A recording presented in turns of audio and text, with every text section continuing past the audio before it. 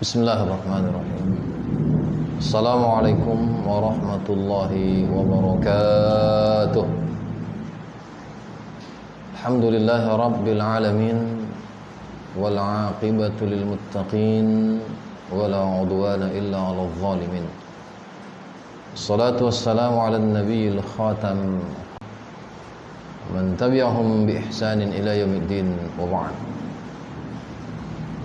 Saudara-saudara sekalian dimanapun berada, mudah-mudahan kita semua diberkahi oleh Allah Subhanahu wa ta'ala. Pada kesempatan kali ini kita akan coba mengkaji tentang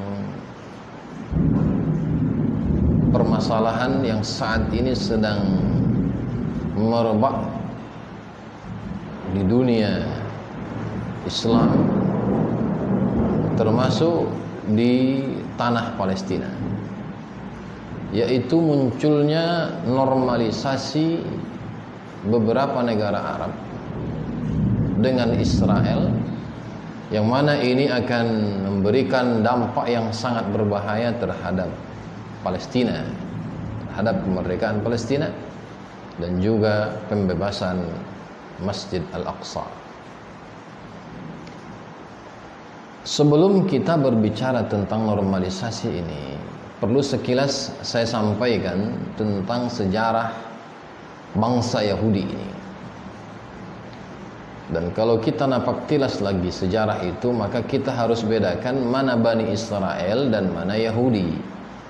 Setiap Yahudi pasti Bani Israel. Tak setiap Bani Israel itu mesti Yahudi. Karena Bani Israel itu ada juga yang Nasrani, ada juga yang Yahudi. Nisbat mereka adalah Ahlul Kitab. Mereka pemilik kitab. Ada Taurat, ada Injil. Yahudi secara spesifik, inilah saat ini yang sedang menguasai, menjajah, mencaplok tanah Palestina. Dan yang menarik, di situ juga ada bangsa Nasrani, ada agama Kristiani, di samping ada Islam di situ. Israel itu identiknya adalah dengan Yahudi. Walaupun Yahudi ini nanti mereka ubah menjadi sebuah pergerakan untuk melancarkan strategi aksi mereka untuk menguasai khususnya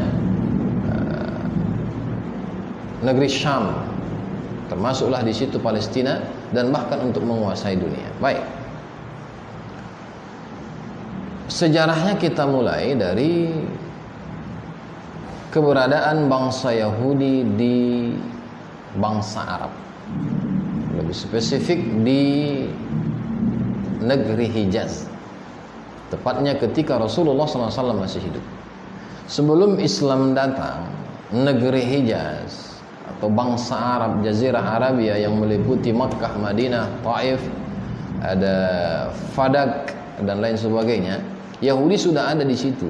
Jadi Yahudi ini memang dari dulu sudah diaspora dari tempat aslinya. Ada yang ke Babilonia, ada yang ke negeri Syam, ada yang ke Hijaz dan lain sebagainya. Ini efek daripada memang Yahudi ini nggak disukai oleh dunia. Bahkan ketika Raja Babilonia, bahkan bangsa Romawi di Persia pun mereka tidak diterima, sehingga mereka terpaksa melakukan diaspora ataupun migrasi, berpindah sampai ke negeri Hijaz. Singkat cerita, tersebutlah ada 3 sekte besar Yahudi di Madinah ketika itu. Yang pertama namanya Bani Qainuqa, yang kedua Bani Nawir, yang ketiga Bani Quraizah. Ketiga sekte ini menempati kota Madinah khususnya, dan mereka di sini lebih banyak populasinya. Walaupun mereka juga tersebar di Mekah, di Taif dan lain sebagainya, di Khaybar, di Fadak. Ini wilayah-wilayah sebaran Yahudi di negeri Hijaz waktu itu. Negeri Hijaz maksudnya adalah negeri Jazirah Arabia, negara Arab, atau Saudi Arabia sekarang. Bani Qainuqa ini sekte Yahudi yang di otaknya adalah tentang uang, ekonomi pasar.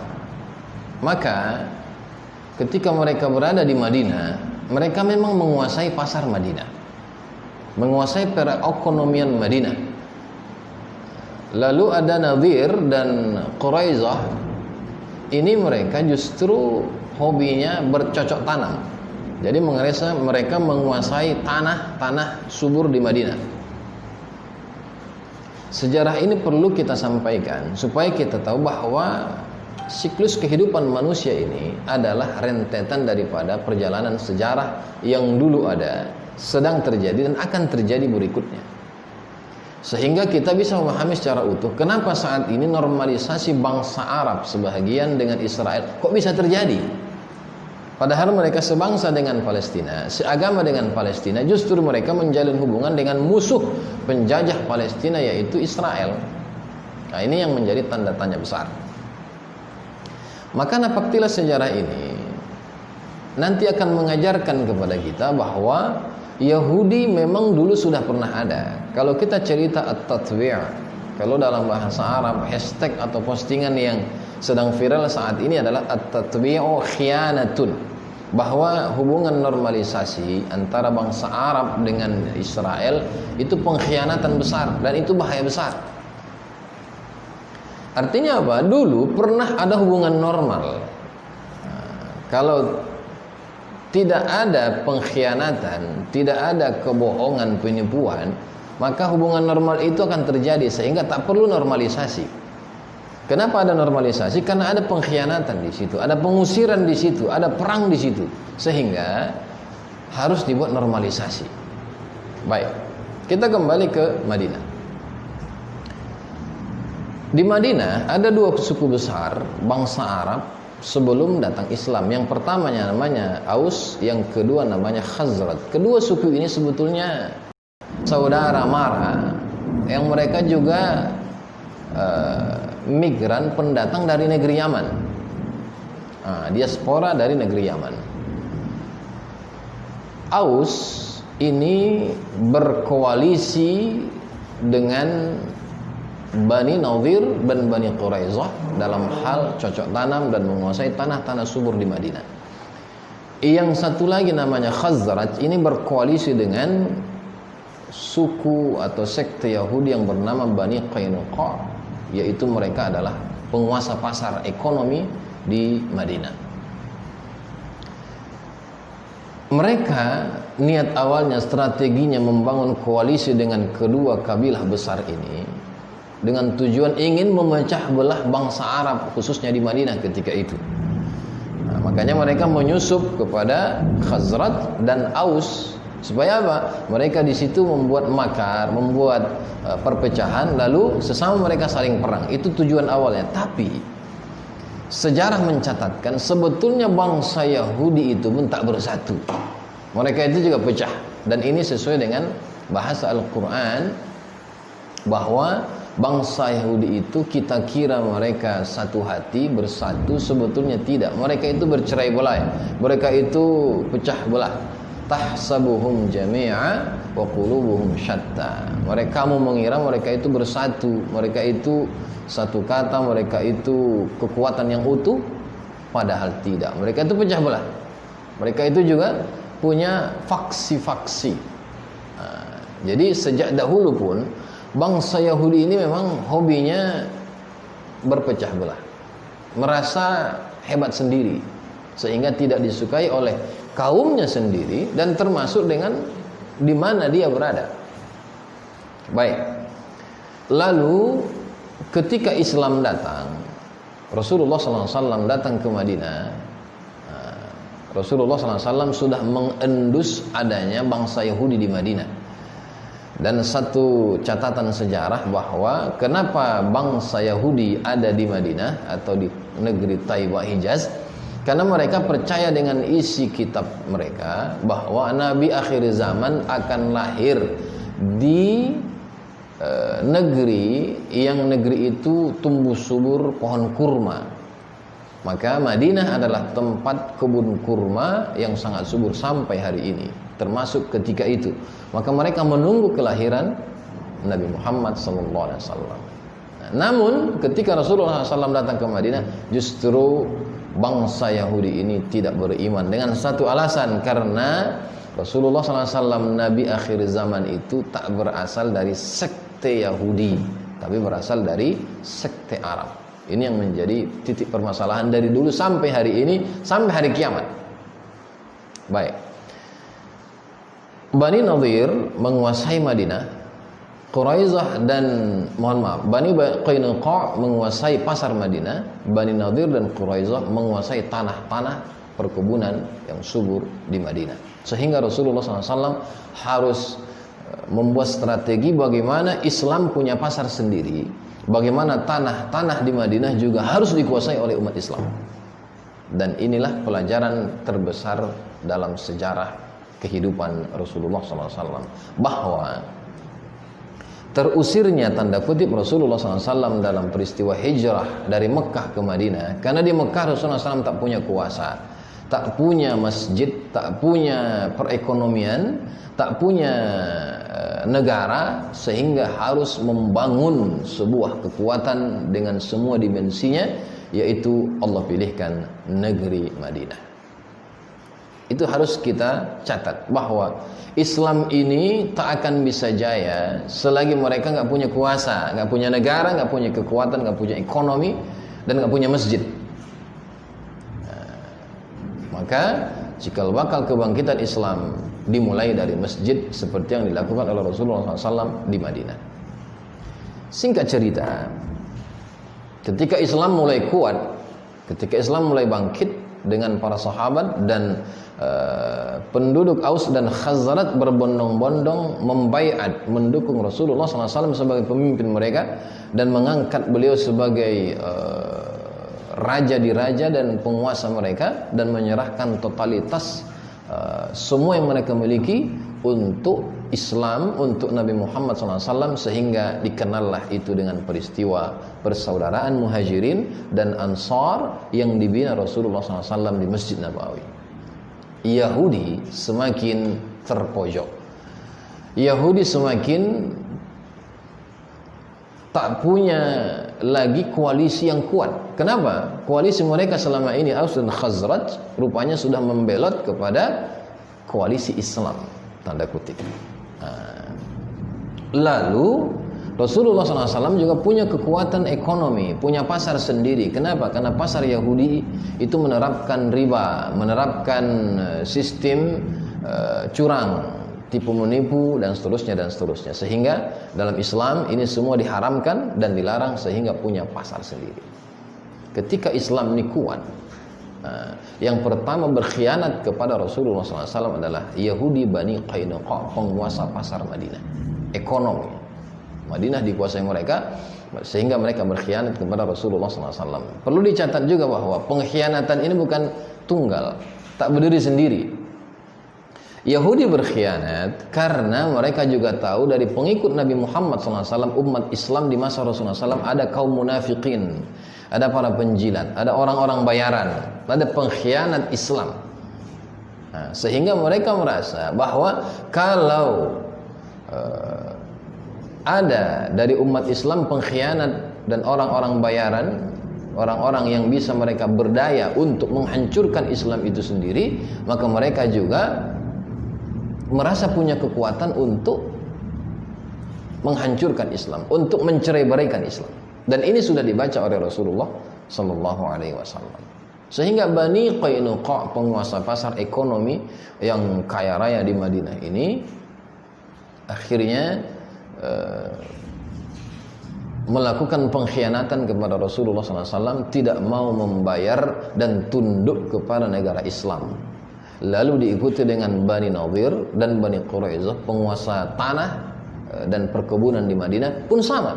Mereka tidak mau tunduk dan tidak mau lagi ikut dengan arahan Rasulullah SAW. Bahkan yang lebih parah adalah Bani Nadir.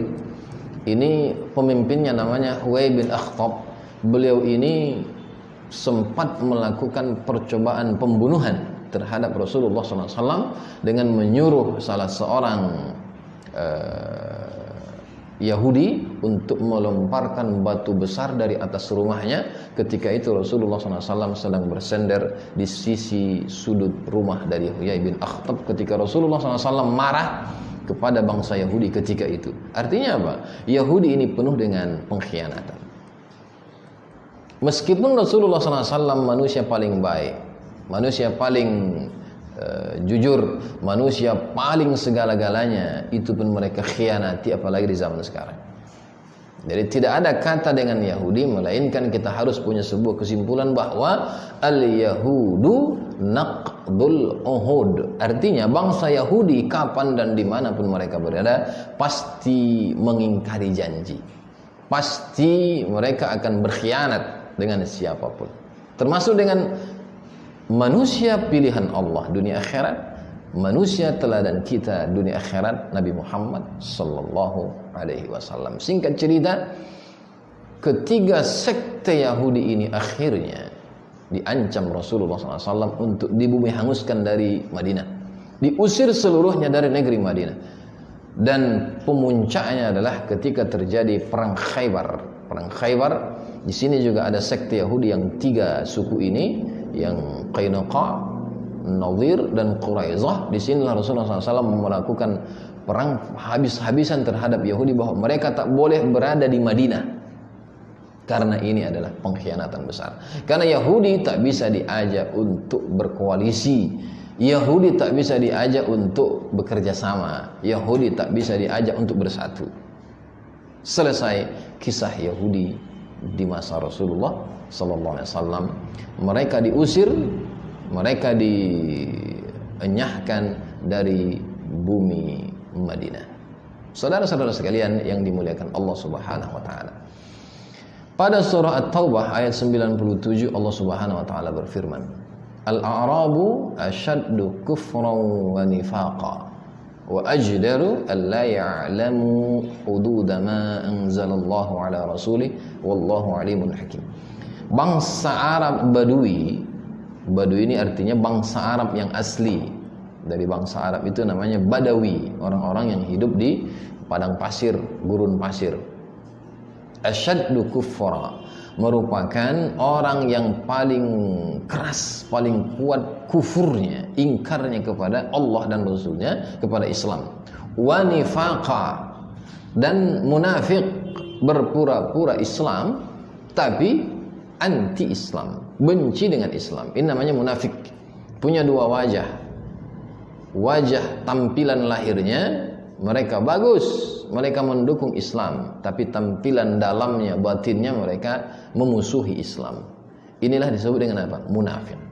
Selanjutnya, karena mereka orang yang punya rasa kuat kufur dan kemunafikannya, wa ajdaru alla ya'lamu hududa ma anzalallahu ala rasul, sehingga mereka orang yang paling tepat ketika mereka melakukan kekufuran, melakukan kemunafikan, tak tahu lagi hukum-hukum Allah yang diturunkan kepada Rasulullah sallallahu alaihi wasallam. Tak paham lagi apa itu Islam, tak paham lagi apa itu syariat Islam, tak paham lagi apa itu syiar-syiar Islam, bahkan tak paham lagi keagungan masjid, keagungan Al-Quran, inti daripada keimanan dan seterusnya dan seterusnya. Itulah bangsa Yahudi. Wallahu alimun hakim, dan Allah maha mengetahui dan maha bijaksana. Ayat ini menyimpulkan kepada kita bahwa bangsa Arab itu bahasa Al-Quran. Yang asli itu adalah orang yang paling kuat kekufurannya, dan kita tahu bangsa kufar Quraisy ketika mereka kufur, musyrik, memusuhi Allah dan Rasulnya, menentang Allah dan Rasulnya sedemikian sampai mengusir Nabi Muhammad SAW, padahal dari bangsa mereka sendiri, dari Mekah ke Madinah. Gara-gara apa? Karena tak seiman dengan mereka, tak sepaham dengan mereka. Wa nifaqa, dan bangsa Arab juga ini orang-orang yang paling kuat kemunafikannya. Artinya apa? Di zaman Rasulullah SAW ada kaum munafikin yang tugasnya juga untuk mencerai-beraikan, memecah belah umat Islam. Mereka juga sudah membangun hubungan baik dengan Yahudi ketika itu, bahkan membangun hubungan baik dengan kufar Quraisy. Kita tahu bahwa perang Uhud ada sekitar 300 sahabat itu mangkir dari barisan perang Uhud, keluar dari barisan perang Uhud karena ulah kaum munafikin yang dikomandani oleh Abdullah bin Ubay bin Salul. Nah, Abdullah bin Ubay bin Salul ini orang yang tampilannya baik, bahkan namanya juga baik, tapi isi hatinya begitu dengki benci dengan Islam. Dia mengompori dan dia mengajak para sahabat Rasulullah SAW dari barisan perang Uhud, 300 orang sampai keluar barisan. Dan kita tahu kisah perang Uhud, hampir Islam itu menang, tapi akhirnya kalah. Kenapa? Karena kekuatan mulai pecah, kekuatan mulai berkurang. Ulah bangsa Yahudi, ulah bangsa munafikin. Yang kedua yang dicatat sejarah paling santer kerjaan kaum munafikin, supaya kita bisa kiaskan hal ini dengan kondisi sekarang. Kaum munafikin ini suka sekali menebar fitnah, menebar tuduhan yang tak berdasar. Apa dia? Menfitnah Ummul Mukminin Aisyah radhiyallahu anha melakukan zina wal'iyadzubillah dengan sahabat Rasulullah SAW yang suci, Safwan bin Mu'attal. Yang melakukan itu orang-orang munafik. Mereka sengaja menyebar fitnah, mereka sengaja menuduh wanita suci dan sahabat yang suci dengan zina. Kita bisa bayangkan bagaimana seseorang yang hidupnya mengaku bersama Rasulullah SAW, hidup ada di Masjid Nabawi, satu barisan dengan kaum muslimin, satu komunitas dengan kaum muslimin, tapi hatinya busuknya luar biasa.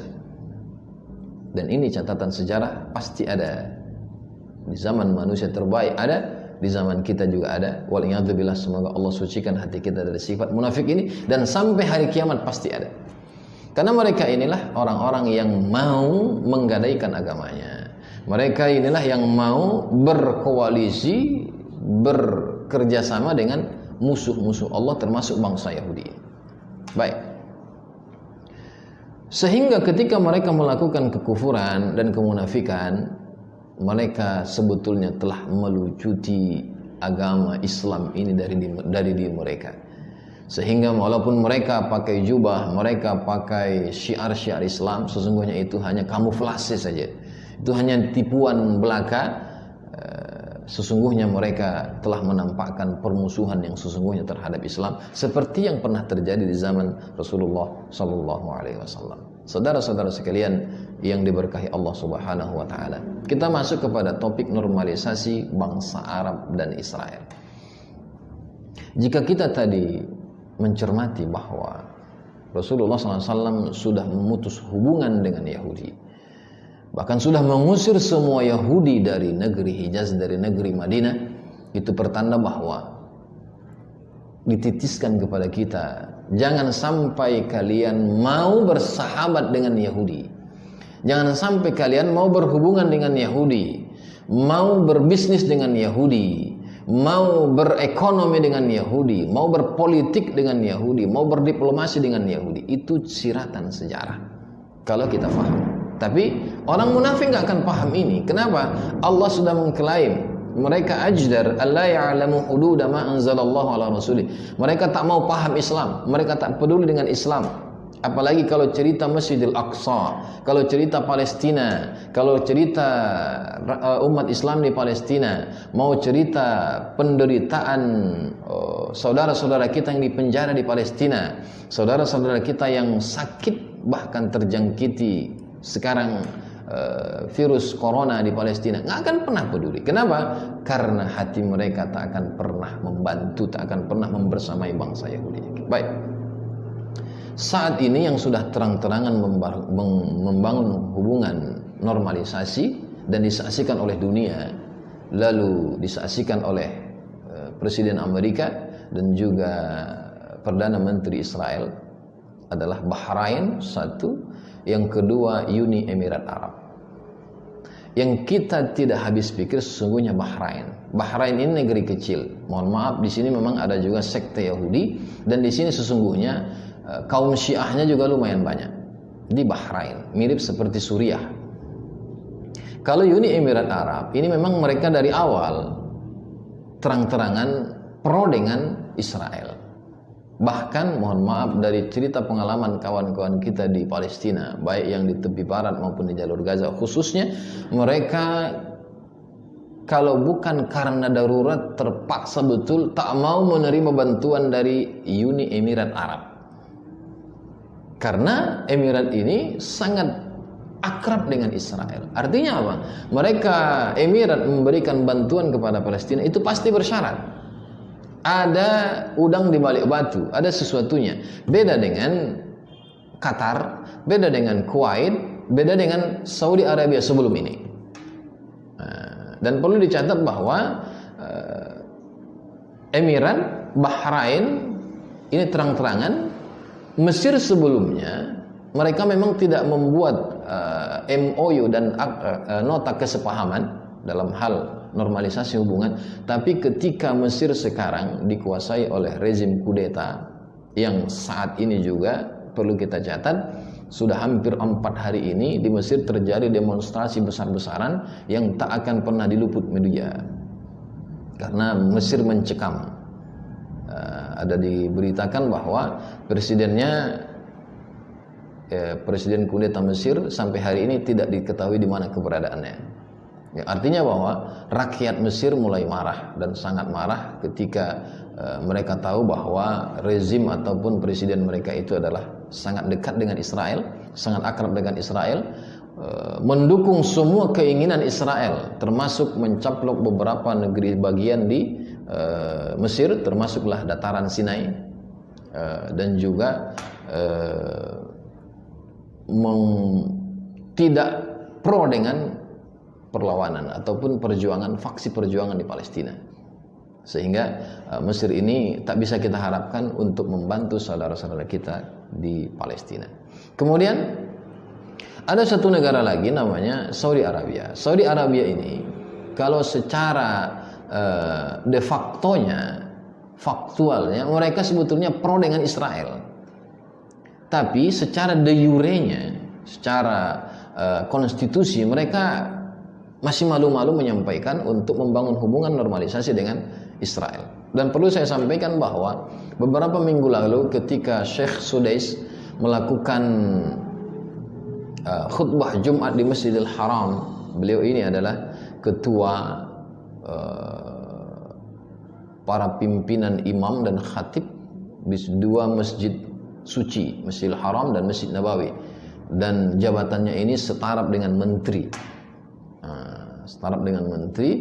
Dalam khutbahnya itu dia sampaikan bahwa umat Islam harus menerima bangsa Yahudi sebagai manusia, sebagai orang-orang yang harus kita jalin hubungan baik dengan mereka. Kita ajak mereka dengan kelembutan, kita bangun diplomasi, kita bangun ekonomi, kita bangun silaturahim dengan Yahudi dengan dalil yang dia kutip sesuai dengan keinginannya. Dan bisa kita tahu bahwa itu jelas sangat bertentangan dengan titisan sejarah yang digariskan oleh Rasulullah SAW. Bagaimana mungkin bangsa Arab tadi, Rasulullah SAW sudah mengusir, sudah memerangi dan memberangus Yahudi dari Madinah, dipaksa saat ini untuk membangun normalisasi, membangun hubungan baik lagi. Tidak ada dalam sejarahnya. Baik. Bahrain, Emirat terang-terangan, Mesir dan Saudi ini sebetulnya juga sangat pro dengan bangsa Israel. Terakhir ada satu negeri, kalau Qatar, nah ini bangsa Arab, Qatar ini kaya raya, sama dengan Kuwait. Qatar dari awal juga negeri Qatar ini menolak hubungan normalisasi dengan bangsa Israel. Kemudian yang kedua Kuwait. Kuwait ini juga negeri kaya raya. Terakhir emirnya atau pangerannya setingkat Perdana Menteri mengatakan bahwa mereka juga Kuwait menolak hubungan normalisasi dengan Israel. Jadi sesama bangsa Arab pun sememangnya terjadi perpecahan ketika menyikapi bangsa Yahudi. Dan yang betul adalah bangsa Arab yang tak mau membangun hubungan apapun dengan bangsa Israel ini. Karena ini bangsa pengkhianat. Ini bangsa penjajah, musuh. Tak boleh kita membangun hubungan baik dengan musuh dalam alasan apapun. Saudara-saudara sekalian yang diberkahi Allah Subhanahu wa taala. Maka melihat fenomena ini, yang perlu kita sampaikan akhir-akhir ini adalah bahwa kepada anak-anak kita, kepada masyarakat kita, kepada seluruh penghuni dunia ini, bahwa ajarkan kepada mereka, ingatkan mereka lagi bahwa Israel itu penjajah, musuh yang menjajah tanah warisan para nabi dan rasul kepada umat Islam, yaitu tanah Palestina, Al-Ardhul Muqaddasah, Al-Baitul Maqdis, itu sedang dijajah oleh bangsa Israel. Nah, maka tidak ada alasan bagi kita, khususnya umat Islam, untuk membangun hubungan dengan musuh, untuk membangun normalisasi dengan musuh, karena itu pengkhianatan besar terhadap Al-Quran, terhadap Nabi Muhammad SAW, terhadap Islam ini, dan terhadap bangsa Palestina, terhadap Masjidil Aqsa. Kita tahu bahwa mereka selalu melakukan penjarahan, pembunuhan, penyiksaan, penangkapan, dan juga penistaan terhadap Masjidil Aqsa sampai hari ini. Yang artinya bahwa mereka memang musuh penjajah yang sangat biadab. Nah, maka itu harus kita ajarkan, bahwa Palestina milik umat Islam, saat ini posisinya terjajah, bahwa Al-Aqsa milik umat Islam, saat ini posisinya juga tertawan. Maka kita harus merdekakan Palestina dan kita harus bebaskan Masjidil Aqsa. Maka hubungan normalisasi yang terjadi saat ini tak bisa kita toleransi, tak bisa kita akui, dan itu bertentangan dengan konstitusi negara kita, negara Indonesia, bahwa kita harus melakukan semua jenis perjuangan terhadap para penjajah, bahwa penjajahan di atas dunia harus dihapuskan sampai ke akar-akarnya, termasuklah penjajahan bangsa Israel ini terhadap negeri bumi Palestina. Saudara-saudara sekalian yang dimuliakan Allah Subhanahu wa taala, di akhir daripada perjumpaan kita ini, saya selalu mengingatkan kita semua untuk senantiasa mendukung, membantu perjuangan Palestina sebagai bukti bahwa kita ingin membersamai Palestina, membersamai Masjidil Aqsa. Maka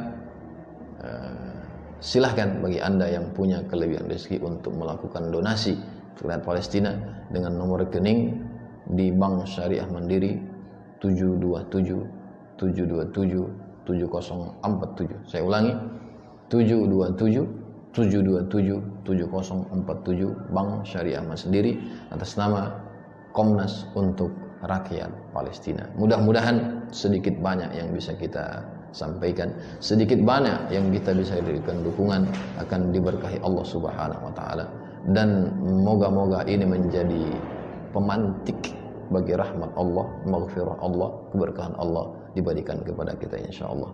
Mohon maaf khilaf dan salah. Terima kasih atas segala perhatian. Hadanallahu wa iyyakum ajma'in. Qulu qouli hadza wa astaghfirullahal azim li wa lakum. Wassalamualaikum warahmatullahi wabarakatuh.